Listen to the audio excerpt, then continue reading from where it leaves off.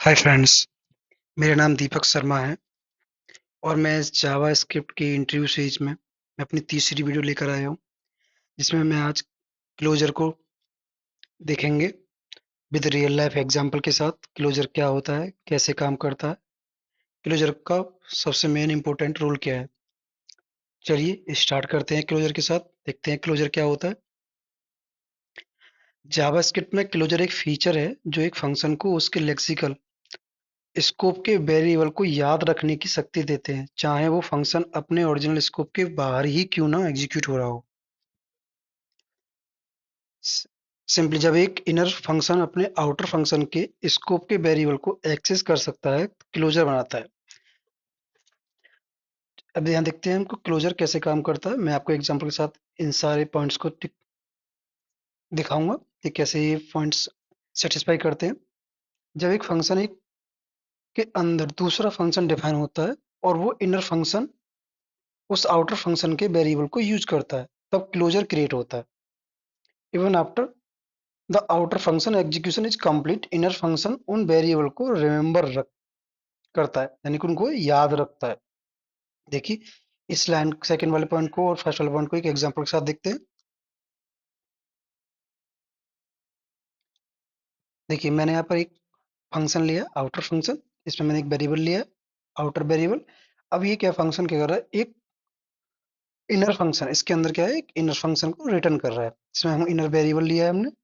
हमने क्या किया, console dot log outer variable, outer variable यानी कि हमने आउटर वेरिएबल को इनर फंक्शन के अंदर यूज कर लिया। तो यहाँ पर क्या हो रहा है, क्लोजर क्रिएट हो रहा है और हमने इसको इनर फंक्शन के वेरिएबल को भी हमने इनर फंक्शन के अंदर यूज कर लिया। देखिए कॉन्स्ट क्लोजर फंक्शन लिया equal to outer function hello, यानी कि हमने एक फंक्शन कॉल कर लिया, आउटर फंक्शन, और हमको एक फंक्शन मिल गया।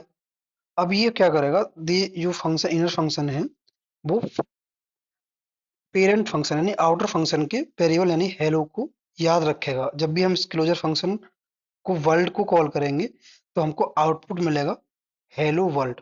देखिए आउटर फंक्शन से क्या मिला, हेलो, और इनर वेरिएबल से क्या मिला, वर्ल्ड, यानी कि दोनों ये कॉल हो गए।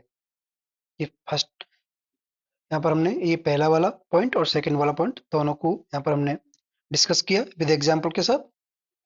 चलिए एक्सप्लेनेशन देखते देते हैं। आउटर फंक्शन के अंदर एक इनर फंक्शन किया गया है। जब आउटर फंक्शन रिटर्न होता है तब इनर फंक्शन को आउटर वेरिएबल की वैल्यू याद रहती है। इस प्रोसेस को हम क्लोजर कहते हैं। चलिए क्लोजर को हम क्यों यूज करते हैं देख लेते हैं। डेटा इनकैप्सुलेशन के लिए यूज कर सकते हैं, स्टेट मैनेजमेंट के लिए यूज करते हैं, इवेंट हैंडलर के लिए यूज करते हैं। डेटा इनकैप्सुलेशन के हम प्राइवेट वेरिएबल क्रिएट करने के लिए जो डायरेक्ट एक्सेस के बाहर है, यानी कि आपको प्राइवेट वेरिएबल क्रिएट करना हो तो हम क्लोजर का यूज कर सकते हैं। फंक्शन की स्टेट को याद रखने के लिए जैसे काउंटर्स या कॉन्फ़िगरेशन के लिए, इवेंट हैंडलिंग के लिए यूज कर सकते हैं क्लोजर या synchronous operation like timers API calls के लिए हम हेल्पफुल होते हैं क्लोजर्स। एक रियल लाइफ एग्जांपल देखते हैं क्लोजर का, जिसमें हमने एक क्रिएट काउंटर लिखा है, जिसमें हमने एक वेरिएबल लिया है let count equal to 0, private variable बना दिया। एक हमने इसके अंदर फंक्शन रिटर्न कर दिया और काउंट के लिए कर दी प्लस प्लस प्लस कर दिया। अब देखिए हमने इस फंक्शन को यहाँ पर कॉल किया, const counter one equal to create counter. इसके अंदर हमने काउंटर वन यानी कि काउंट, फिर हमने काउंटर वन को फिर काउंट टू हो गया फिर से काउंट किया। इसमें हम यहाँ पर देखिए एक हमने कॉन्स्ट काउंटर टू यानी कि हमने नया एक इंस्टेंस क्रिएट किया और हमने इसको कॉल किया, काउंट की वैल्यू वन आ गई। देखिए यहाँ पर एक्सप्रेशन देखिए, क्रिएट काउंटर एक क्लोजर क्रिएट करता है जिसमें काउंट वेरिएबल प्राइवेट होता है। हर बार जब इनर फंक्शन एग्जीक्यूट होता है वो काउंट की स्टेट को अपडेट करता है। अंडरस्टैंड। चलिए रियल लाइफ एक सिनेरियो के साथ देखते हैं। एक एटीएम का सिस्टम को हमने एक सिनेरियो लिया जिसमें हमने क्या किया, एक फंक्शन लिया एटीएम, उसमें हमने एक वेरिएबल दिया पिन, हमने एक वेरिएबल लिया प्राइवेट वेरिएबल बना दिया लेट बैलेंस इक्वल टू 1000। हमने एक फंक्शन, एक रिटर्न कीवर्ड लिखा, उसमें हमने एक फंक्शन रिटर्न किया चेक बैलेंस के नाम से, जिसमें हमने एंटर्ड पिन को लिया, एंटर्ड पिन इक्वल टू यानी कि पिन दोनों बराबर होंगे तो ये होगा योर बैलेंस। कंसोल कर दिया हमने, बैलेंस को कंसोल कर दिया।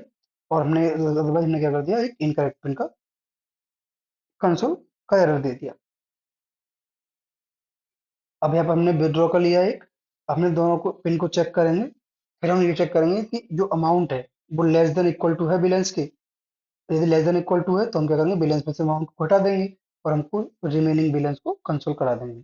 अगर नहीं है तो हम इनसफिशियंट फंड्स की और एरर दे देंगे, और अगर पिन सेम नहीं है तो इनकरेक्ट पिन की एरर दे देंगे।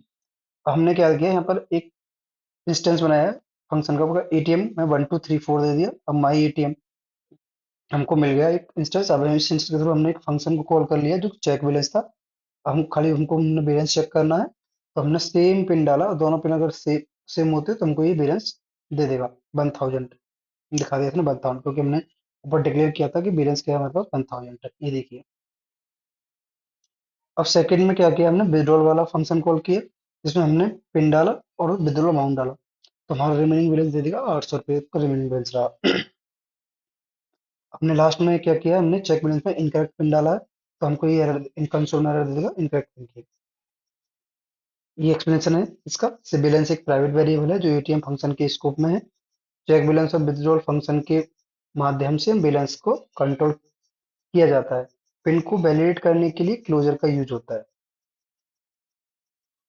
यहाँ पर देखिए हमने क्लोजर का यूज किया है वैलिडेट करने के लिए। ये देखिए यहाँ पर देखिए, ये हमने एक रिटर्न के अंदर एक फंक्शन बनाया है चेक बैलेंस। ये पिन को भी चेक कर रहा है, तो इसमें हम क्लोजर का यूज कर रहे हैं, पूरा क्लोजर है।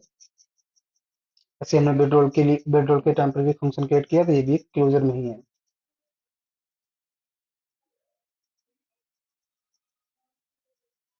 चलिए इसके बेनिफिट देखते हैं क्लोजर के। क्लोजर के बेनिफिट्स क्या हैं इसके। ये प्राइवेट डेटा यानी सेंसिटिव डेटा को हाइड करने के लिए यूज करते हैं, जैसे भी मैं आपको बताया था प्राइवेट वेरिएबल बना सकते हैं। कोड रीयूजेबिलिटी यानी कि एक बार फंक्शन को बनाने के बाद उसको बार बार कॉल कर सकते हैं विद यूनिक इंस्टेंस। इनकैप्सुलेशन का यूज कर सकते हैं, कॉम्प्लेक्स लॉजिक को मैनेजेबल और मॉड्यूलर बनाता है।